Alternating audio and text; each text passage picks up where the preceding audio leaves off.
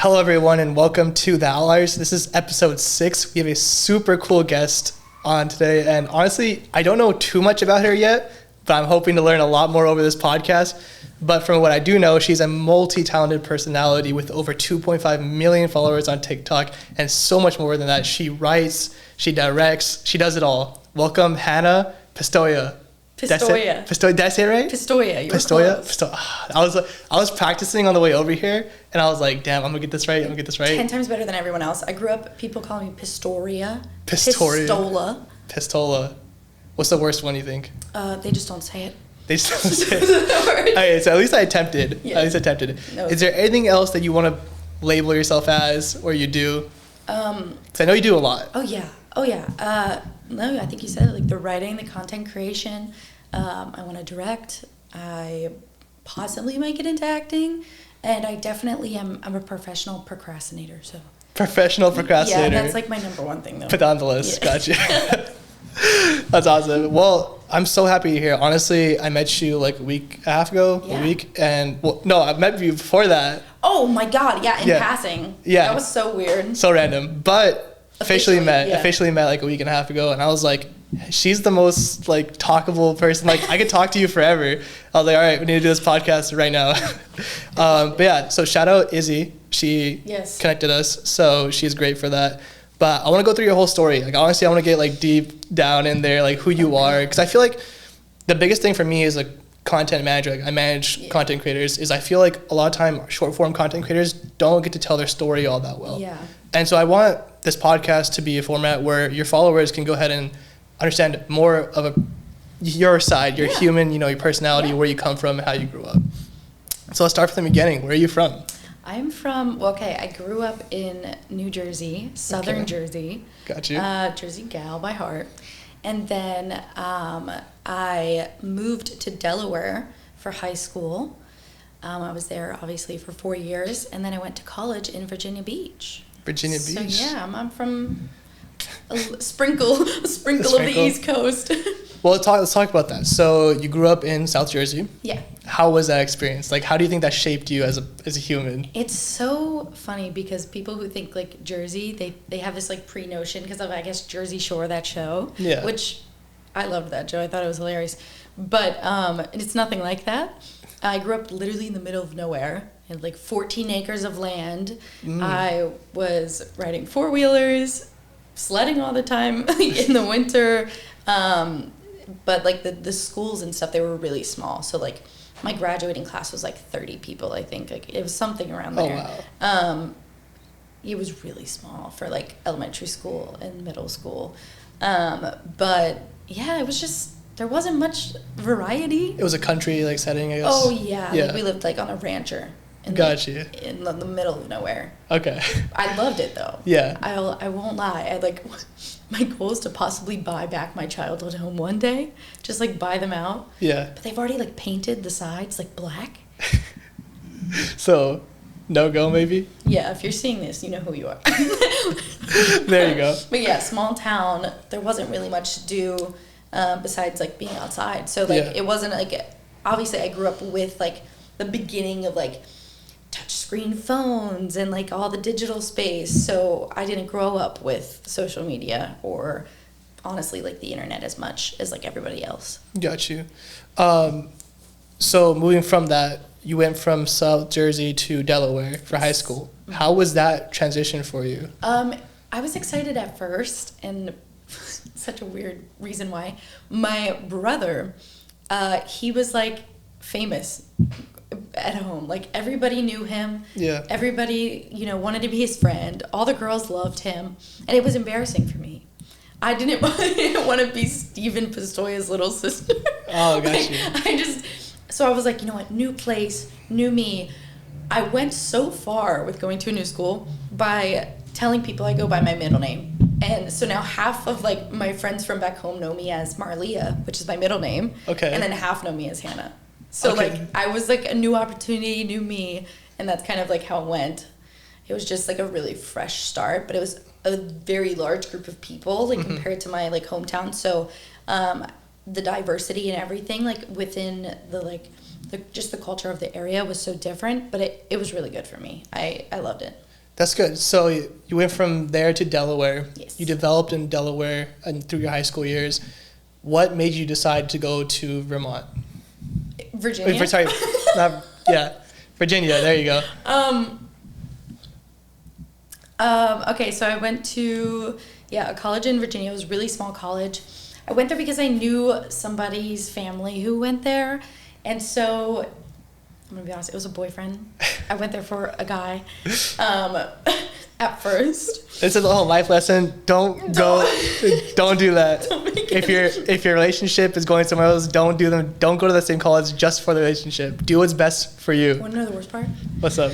He broke up with me a week before move-in day. No. So your boyfriend was the main reason you went to this college. Yes. And then he broke up with you a week before you're supposed to move in. Yeah. It's okay though, because I'm glad he did. Okay. And I'm glad I went, because I met the best friends I've ever had in my life, who are going to be my friends literally until we're dead and after. I had the most amazing 4 years at college in Virginia. That's Definitely good. Shaped the person I am today. What did you major? I majored in 6 different things at first. I couldn't decide. I'm very indecisive. I started out as a cybersecurity major, and you see what happened was I went to the major meeting during orientation, and I was the only girl in the room, which was cool. You know what I was woman Do in your the room. thing, yeah. Except when one of the guys made a joke, and the punchline was Java, and I thought he was talking about coffee. I knew that it was not right for me, and so I switched. And then I went to, I think I was a math major next. I wanted to do aerospace engineering. Then I went to government, pre-law. Then I went to pre-med. And then I finally ended up in criminal justice, where my happy place was, honestly. Got you. Yeah. So that's kind of crazy how you went from aerospace engineering, cybersecurity, I can't math. make choices in life, so. Got you. It takes a little bit. Got you. Okay, so that's awesome. So you went through that. That was kind of childhood. How did you get into content creation, and more specifically, I guess, TikTok?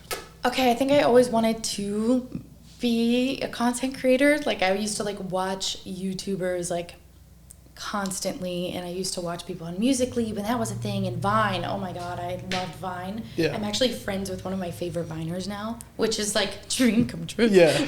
But no, I always wanted to just get into it and be creative. I was always whether it was dancing, acting, singing, or writing is more of a quiet thing I did that I didn't realize was such a passion in my life.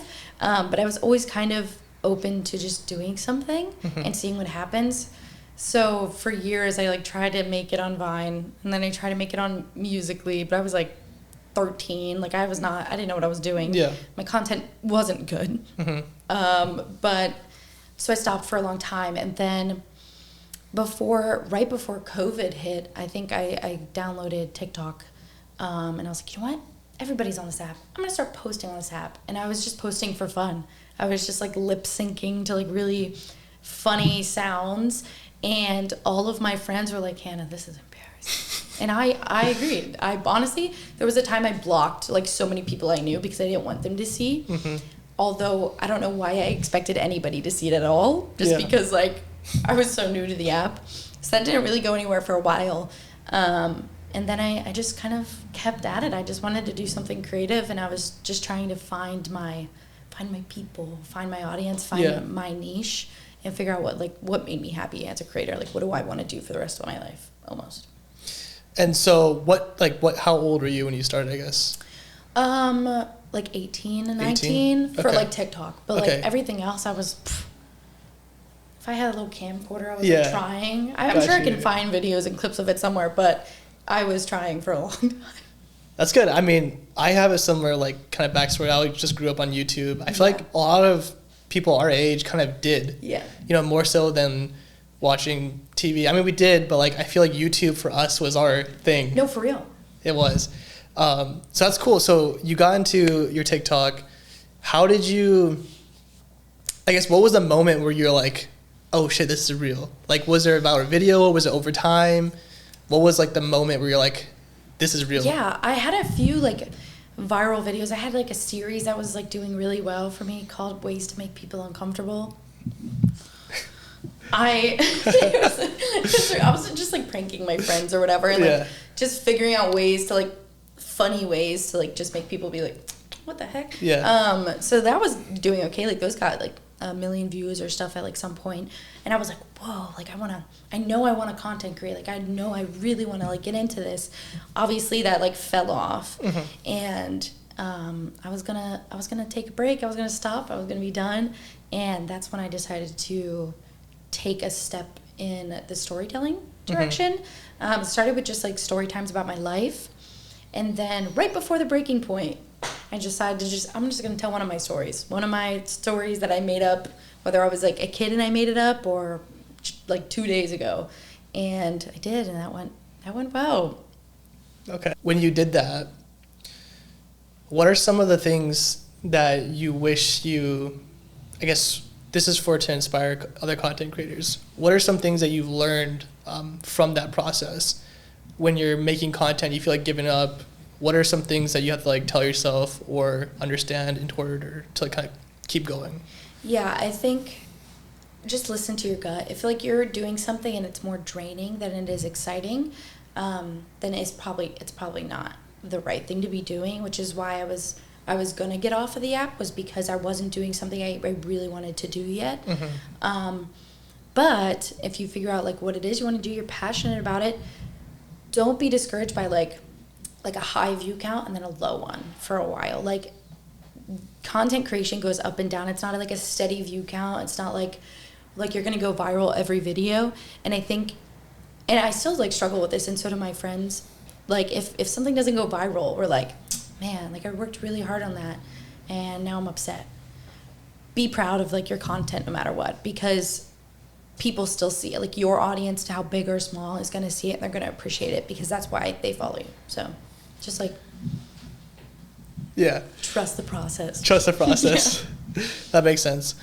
Well, that's awesome. I do want to get back to that, but before that, I want to do a quick little fun segment with you. Oh God, okay. Did you have an idea or something? No, okay. You? Yeah, I want to do a quick segment. So I built this segment. Usually it's like a would you rather. Okay. But I changed it up for you. Okay. So this is more for like our clip section, but we're going to do smash or pass with movies. Yes! I'm so down. Okay. So I'm going to read off just some movie titles and you're going to tell me smash or pass. You can give me a reason why if I'm like, all right. But if there's any passes, I want you to like tell me why. Okay. That's the key, right? I have very strong opinions. Okay. And I don't know exactly what kind of movies you watch, but I'm assuming you're very well versed. So I'm just going to go with it. All right. So starting off, we're going to do Star Wars as a series. Smash. Smash? Smash. Okay. All you need to know is that it's Star Wars. Smash. There you go. All right. The Godfather. Smash. 8 Mile. Half smash. That's a situationship. It's a really good movie. It's just like not something I would personally watch like over and over again. Got you. That's The Fight Club. Smash. All right. B movie. Smash. That is such a good movie. Okay. Titanic. Smash. Smash. Oh my God, Leo deserved an Oscar for that. He definitely did. Oh, he did. Hold on, quick segment or segue. What do you think about the Leo's delayed Oscars? Like he was robbed. Robbed of so many Oscars. I feel like I don't know, like, I don't know anything about the man himself, like personally, but his work is incredible. Yeah. Every time I've watched a movie with him in it, I never thought, oh, that's Leonardo DiCaprio. I thought, oh, that's the character. Yeah. So like his delivery and everything is just always perfect. Why do you think that is though? Why do you think he didn't get it for so long? Yeah. I don't know. Maybe someone has a vendetta. That's true. Could be. All right, let's get back into it. So, Titanic, smash. Mm-hmm. Wolf of Wall Street. Smash. Smash? Okay. That's okay. That's a smash. Okay. That's a good one. Inception. Smash. I am Christopher Nolan is like my number one inspiration as like a writer and director. Really? Yes. Interesting. Okay. Let's touch on that again. Once Upon a Time in Hollywood. Pass. Pass? Pass. I agree with you on that one, honestly. It wasn't It wasn't what I thought it would be. Yeah. Like, it didn't have, like, it wasn't, like, you know what I mean? The stars were there. Oh, yeah. But it didn't feel like... Yeah. No, I don't know how to explain that one. Yeah. Yeah. Great Gatsby. Smash. Don't Look Up. Smash. That was really good. Smash, and I'm offended by how many people at home would pass. That was such a good movie, and I did not understand the critics because they were like, it was so, like, they were so dramatic. And I was, first of all, it was a spoof of like, how we would react in reality. Like, how would the media actually react to the end of the world? And then the acting was supposed to be so, like, crazy that it was funny. Yeah. And people didn't catch it. Like, the one shot, they had the camera crew in the shot, and people thought they just forgot to cut it out. Yeah. It was on purpose. Like, yeah. It was, I loved that movie. That was a really good movie. Honestly, that was one of the movies where I was like, oh, there's so many great actors in this. Like, this is going to hit. All right. Django. Smash. Iffy smash? Yeah, it's a good movie. It's just not, objectively, it's great. Yeah. Personally, I wouldn't watch it over and over again. Avengers Endgame. Smash. Focus. I haven't seen that one. It's with Will Smith. I know. It's on my list. I have a list on my phone of movies I have to watch in the next 3 months, and that's on my list. Gotcha. You definitely should. That is my personal favorite movie of all time. Really? Yeah. I just think it's so good. I love Margot Robbie and Will Smith. I love her. She's been so smart when it comes to the industry. Yeah. I can go into that another time, but we'll get into it. All right. Moneyball. Smash. Smash. Happy Feet. Don't pass on the Happy Feet. Okay, Smash. Objectively, personally, pass. Okay. I'm not a big, like, animation person. Like, it's rare for me to be like, oh, this movie's incredible. Like B-Movie? Yeah. Yeah, that's a great movie. B-Movie. That movie is so entertaining. And I just think it's so funny that a woman's falling in love with a bee. That is true, yeah. Like, who thought of that? Okay, well, continuing with that, Bug's Life. Smash. Smash, okay. That's a great movie. Yeah. Interstellar. Smash, smash again and again. That is my favorite movie of all time. It is very good. It is the most incredible movie. And it's funny because, like, my favorite movies are, like, thrillers, psychological thrillers. That is not, like, a psychological thriller. It's, like, a sci-fi, like, thriller. Like, it's crazy. Yeah. That movie is incredible in all ways. All of it. The acting, the writing, the cinematography. Everything. Yeah. Honestly, I agree with you. That was one also, like, top movie for sure for me. So good. All right, Jumanji. Smash. Smash? Yeah. The original one, right? Yeah. Yes, yeah. Smash. Okay, what about the second one? Smash. They were entertaining, but I feel like remakes are really hard to, like, capture the same thing. But I mean, I would Smash. It's a good movie. It's entertaining. Jurassic Park. Smash. That's good. Smash. All right, well, that's all I had for those. Honestly, I was expecting a little bit more controversy. More passes? I wanted. You didn't give me that many, like, controversial ones. That's true. Let me think. Okay, wait. Did you see Don't Worry, Darling? Wait, which one? Don't Worry, Darling, with Harry Styles and Florence Pugh. Oh no, I didn't see that. You should have looked up controversial opinion movies. Well, the thing is, I was thinking that since you're so well versed in this, that you might be like, oh, yeah, The Godfather's not actually a good movie or something like that. Oh, well, okay, it just depends if I'm like I said, like I kept saying, like, objectively and personally. Yeah. That's such a big thing for me because I can admit that a movie's amazing. Yeah. But personally, I just can't watch it. Like, I'm not. Like, okay, How to Train Your Dragon. I mean, I'm passing all day. I'm passing on that one because I can't, but there's so many people that attack me. Yeah. Because I don't like the movie. So I get it. It's a good movie. I just don't watch it. No, I understand. Well, okay. That was good. Let's go into, what were you talking about? Not Don't Look Up. Margot Robbie? Margot Robbie, yes. Oh. Yes. She's been very smart. Like, I don't know if you ever, I know this is, like, more like a controversial topic in a way, but, like, I don't know if you ever noticed, but when she, like, goes out into the public for premieres, interviews, she is dressed she's very modest. She's very professional. She has a very mature look. And obviously her roles, like, a lot of people, like, look at her as, like a you know, prettier woman, you know, seductive, like, type.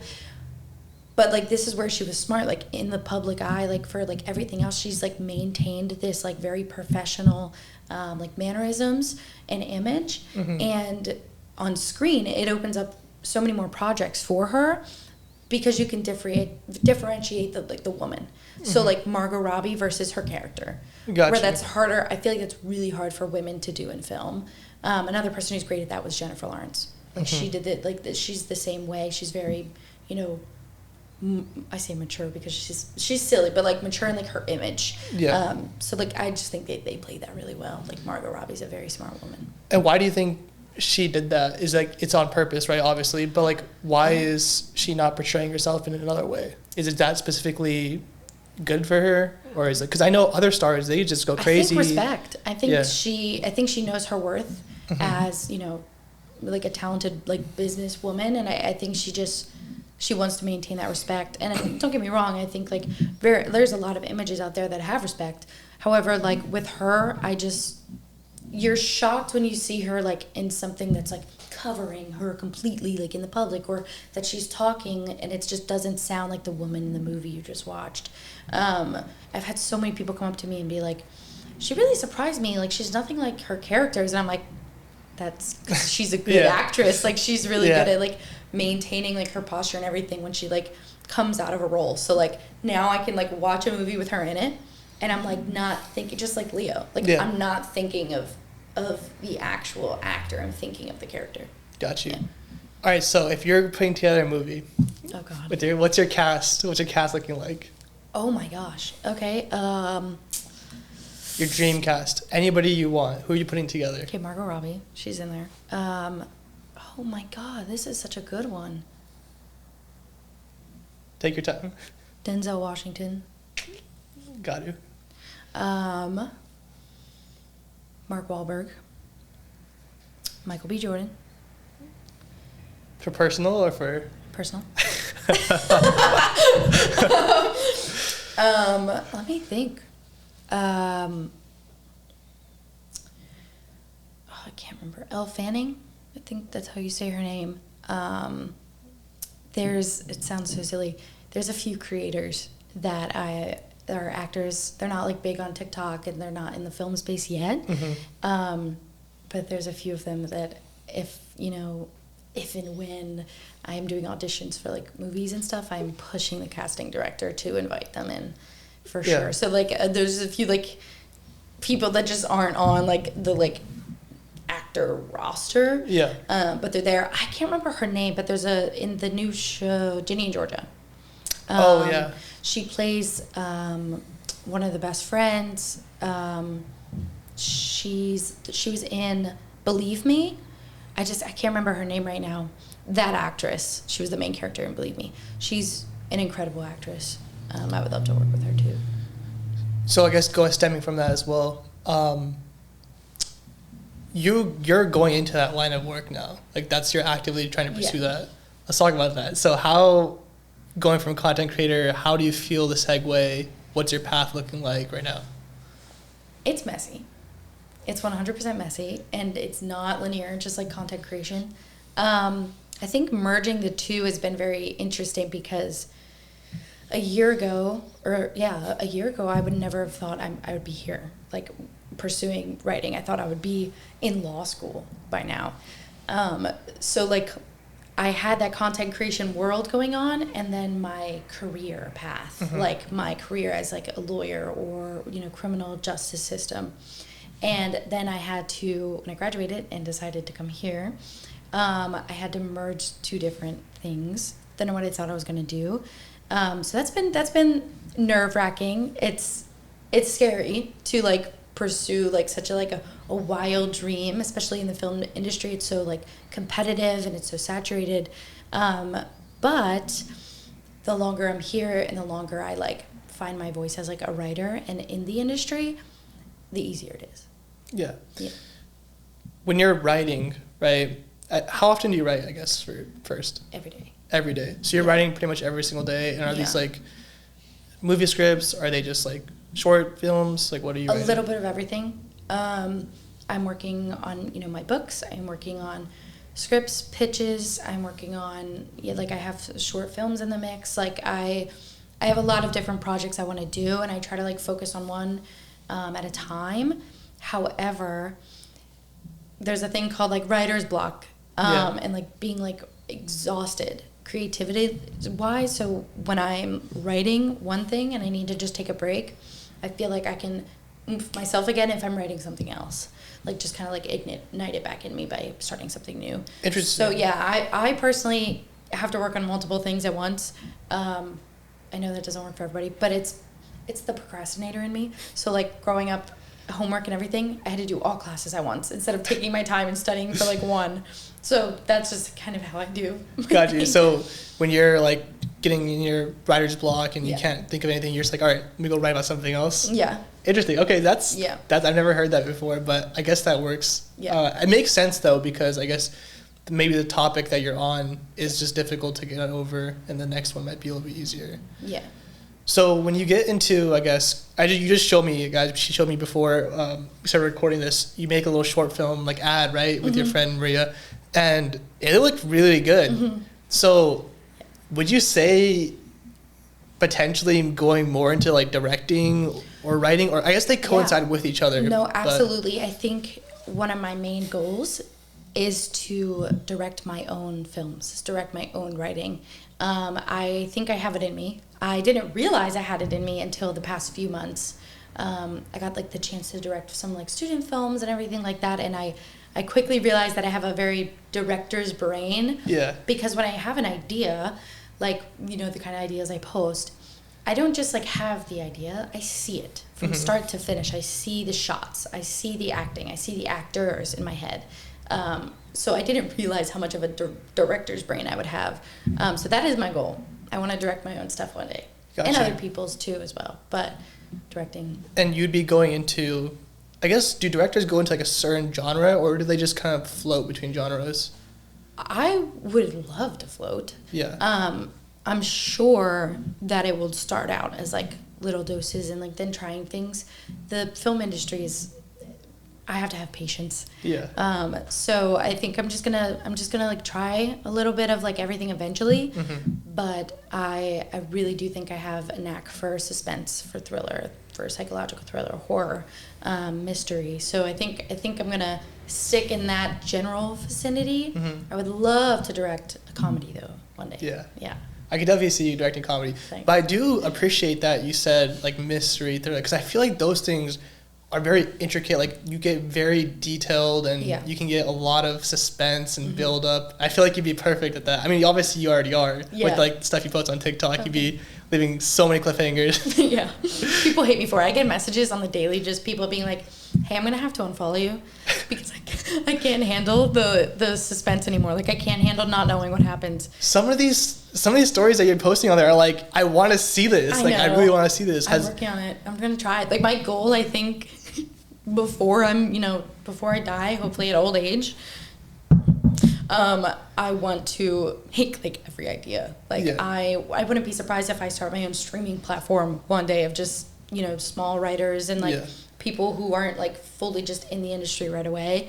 But I would love to make as many as I can, even if it's not me, doing the full-on writing, or it's not me directing them. I just want my movies out there, and I think that there's a lot of talented people who could bring them to life. So yeah, just like pitching them around. I want my followers and my audience to like experience it, because they've been so patient. A little bit longer, guys, just a little bit longer. Because has anybody hit you up, like direct? I don't know. Has anybody hit you up for that? Because I feel like they're getting millions and millions of views. By the way, your TikToks are getting so many views. I feel like somebody just has to like say, "Wow, this is great! Look what she made." Is there any way we can transfer this over? People have seen it. Yeah. And connections are slowly being made.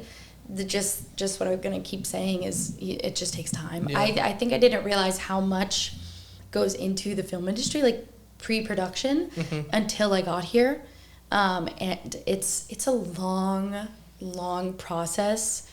But I'm willing to put in the work for it, and I'm willing to pitch and connect and keep people on their toes and excited for whatever's to come. So what are your 3 goals then for this year? What 2023, what's your top 3 goals that you want to accomplish this year? Publish my first book. That's number 1. Book a big movie deal. And hit 4 million on TikTok. Those are some good goals. Yeah. Wait, so the book, how are you done with this book, or is it? No, it's still in the process. Okay. I can't say much about it because it's a surprise. Okay. But it is one of my movie ideas. Okay. A very popular one, and it's I'm just going with the flow of it. It's obviously my first time writing a book. Yeah.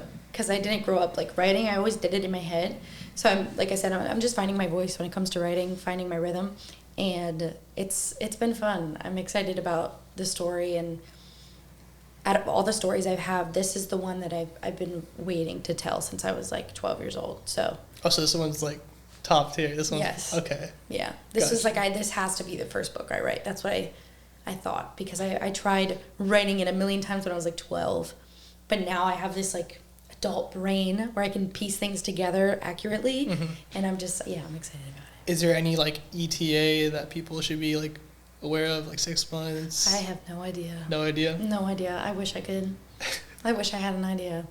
It's all good. I'm sure the viewers will all be patiently waiting for that. Oh, they're the best. What else are you kind of looking forward to? Not in terms of, I guess, goals career-wise, but as, let's just get down to like life. Like, what are some, besides your career, life goals that you have?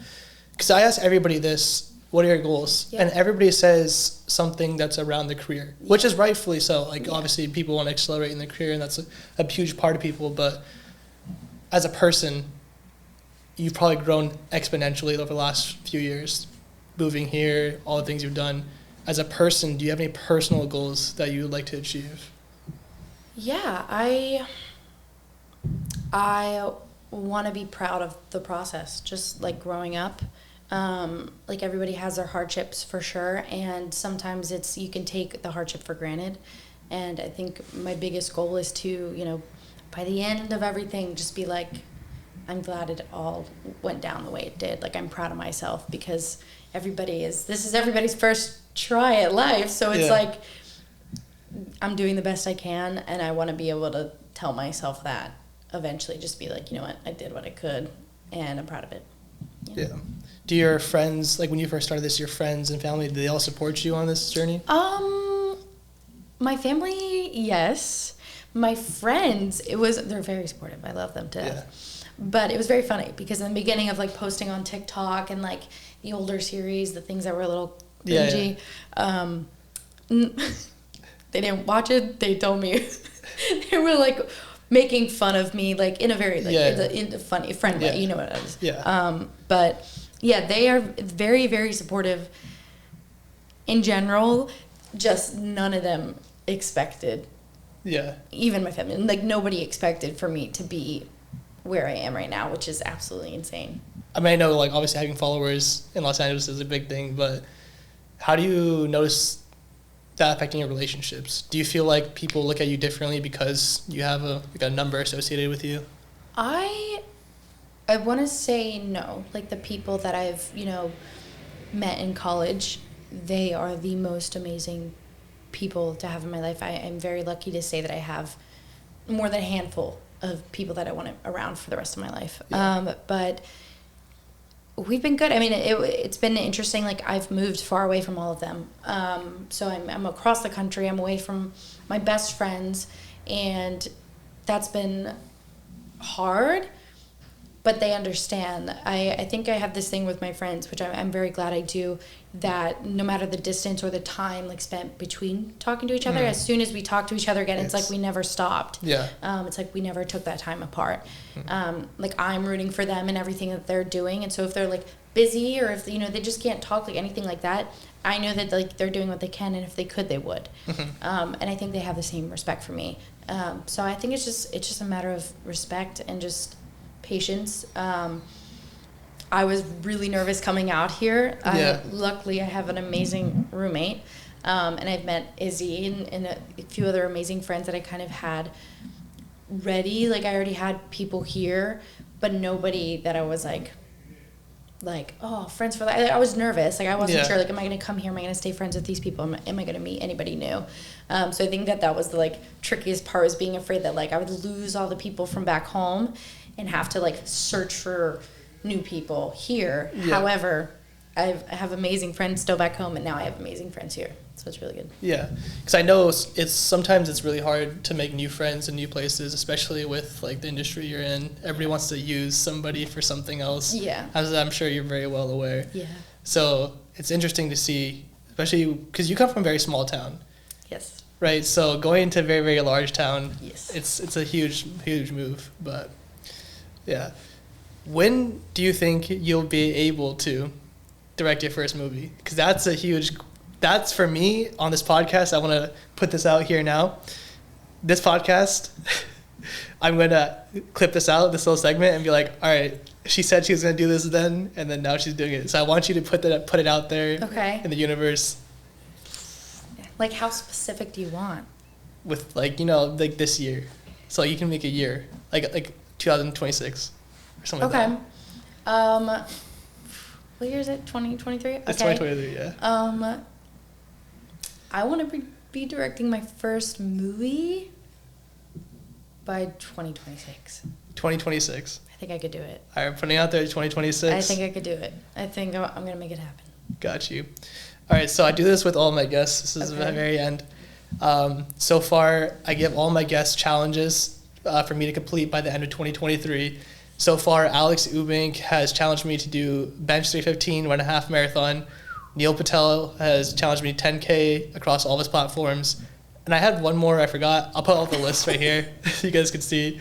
But Hannah, what is your challenge for me that I have to complete in 2023? So I want you to write a pilot episode of a mystery TV show. Wow. A full pilot episode. Interesting. Okay. I was not expecting that. Mm-hmm. That is good. That is really good. Yes. Okay. Interesting. Does it have panicking? No. Does it have to be like a full TV show, like episode, or is it like a full TV show episode? Now, granted, that can be anywhere from like 30 minutes to an hour. Gotcha. But a pilot episode of a mystery script. If you guys want to see me accomplish this, follow the second channel. I'll link it up here. But yeah, thank you so much, Hannah, for coming on. We are going to do another one. Yeah. We're going to do another one, but I think we should do it with like all of your guys' friends. Oh my God. That'd be so fun. It'd be crazy. Exactly. So if you guys want to see Hannah again, please like this, comment. Thank you so much for coming on again. Honestly, this was like super fun episode. Thank you for having me. This is my first like official podcast, like in a studio. It's crazy. Also everybody, go comment Hannah, start your podcast right now, because we've been trying to give Hannah to start her podcast for so long. Me and her manager are now gonna be talking to get to start the podcast. Everybody wants me to start a podcast. Exactly. She's a great talker. Maybe I'll do it. But yeah, again, thank you so much for coming on, and please subscribe, guys. This is great. Subscribe.